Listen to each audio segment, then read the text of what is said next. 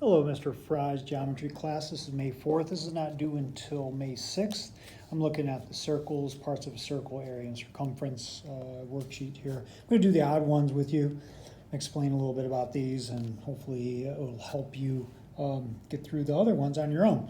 Go ahead and make mistakes. Don't worry about it. You make corrections on your mistakes, and you're part of the learning process. So, number one, give an example of each circle part using the diagram below. Now, you could have different answers because there's sometimes more than one. The center, there is just one, so that would be point K.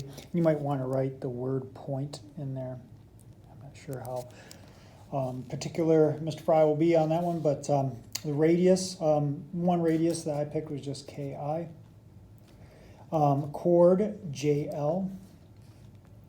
Remember, it doesn't go through the center. A chord just goes from one edge to the other without going through the center. Diameter has to go through the center, so JI. Secant GI kind of comes from the outside and goes through. Tangent GJ. Tangent comes from the outside and just touches the outside of a circle. Point of tangency is J, and you might want to write point in there too. Minor arc, I just put HI. You could have picked, JH, JL, whatever, that would have been fine. A major arc going beyond halfway, I picked HLJ. Semicircle, JI. I probably have to do JLI or JHI. Probably let's go JHI, like that. Needed to probably put that middle one in there. Central angle, JKL goes to the center. Inscribed angle just kind of comes from the outer edge, makes a chord. So we could go HIJ, or we could have JLK, could be one. Okay. Find the area and the circumference of each of the following below. So here's the area formula, here's the circumference formula. If we have the diameter, we don't really have much to do here. It's just, the diameter times pi. And I switch them around. I put the numbers first in front of pi. And I'm answering these in terms of pi. If you need them not in terms of pi, just go to your calculator and do 30 times pi or 30 times 3.14 to get something closer out of terms of pi. Here's the area, pi r squared. So if the diameter is 30, the radius, or the r, is 15. So I have 15 squared, so 15 squared is 225. In terms of pi, the area is 225 times pi.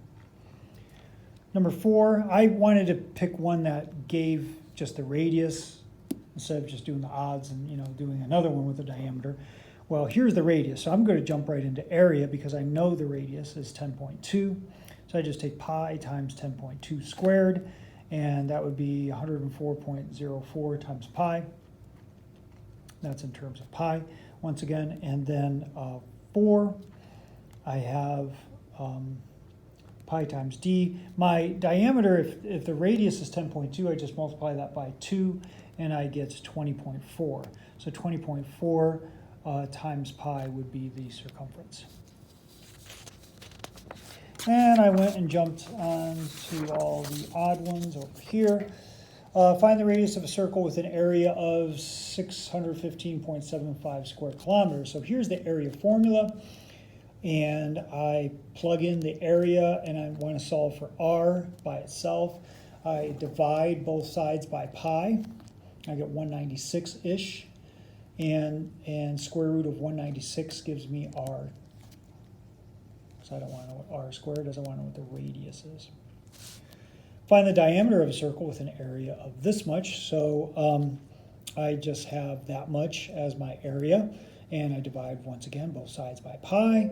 I figure out what r squared is. I take the square root of that, and that gives me the radius. But it asks about the diameter. So the radius, I double it to get the diameter, and the diameter is 23.